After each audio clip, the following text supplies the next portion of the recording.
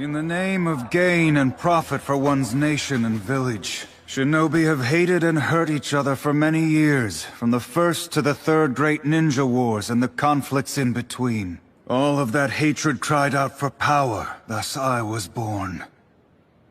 In the past I was hatred, and power, and a Jinchuriki. I hated this world and all its people, and thought about destroying both.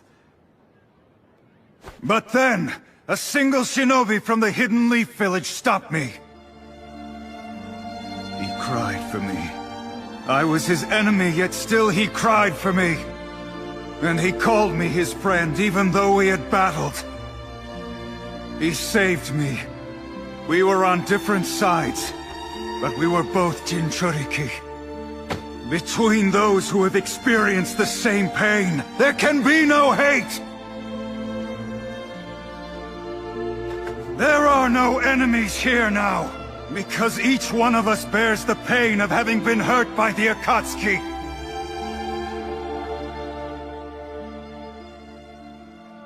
Now there is only Shinobi. The friend I spoke of who saved me is the target of our enemy. If he falls into their hands, our world's finished. I want to protect my friend.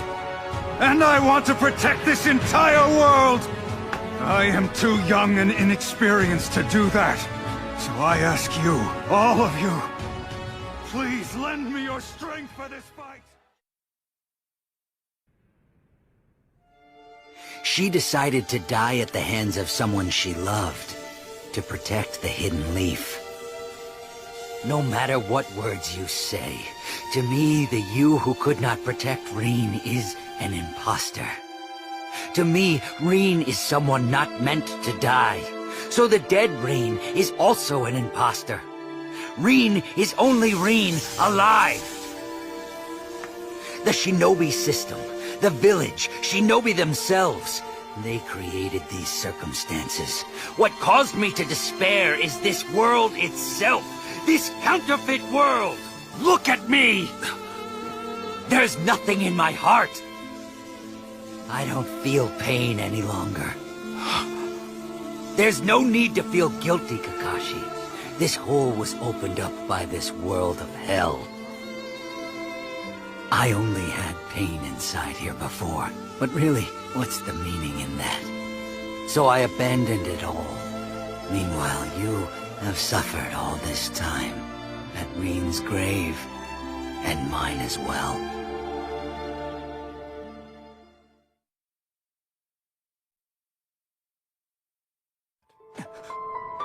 You heard what I said and then called me a liar.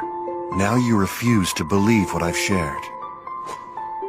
Your mind may not want to accept these revelations, but inside you there's a voice saying, accept it, it's the truth.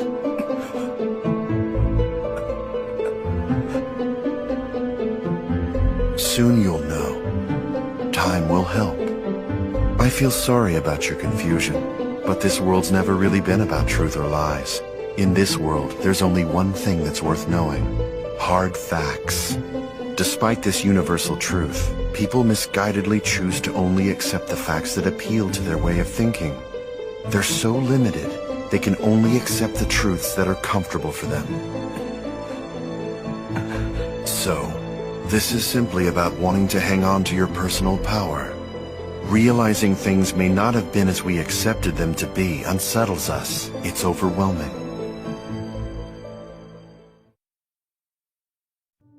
Every day I've spent here, I've wondered, how did all these people let it come to this? Minds and bodies ruined, dreams of freedom erased, personalities burned away. No one would want to go to war if they knew what it would do to them. But it's not like we all leapt into that hell knowingly. Most of us were pushed. Some of us were pushed by other people. And some of us were pushed by the environments we grew up in. So, the few who do choose to leap into hell see it differently than the rest. And they're also able to see something beyond the hell. Maybe that something is hope. Or maybe it's just another hell. fact is, you can only find out by moving forward. Nothing's going to change. You cannot change the fact that those who are weak will forever remain weak. Now, maybe it's just me, but I don't think that's a bad thing. I mean, we humans are weak creatures by nature. Our insecurities are the reason that guilds even exist. And they're why we have friends. When we're surrounded with allies, it's easier to stay positive about the future. Think of it this way. If we're clumsy, then we may stumble and bump into things. But as long as we have faith in our future, we continue marching forward. Our inner strength emerges on its own. But we have to choose that path and pledge to live our lives to the fullest. Don't let that silly fluke get in the way. There's no sign that the evils of this world are disappearing. That hasn't changed since before I became a hero. So, I guess that means I haven't really made any difference. I'm not necessarily sad about that. But there has been something bothering me lately. As the days pass, my emotions grow more distant. Fear, tension, joy, anger, I feel none of them anymore. In exchange for power, maybe I've lost something that's essential for being human. Before, I'd have all kinds of emotions whirling inside me when I fought. Dread, panic, rage. But now, all I need is one punch to end it.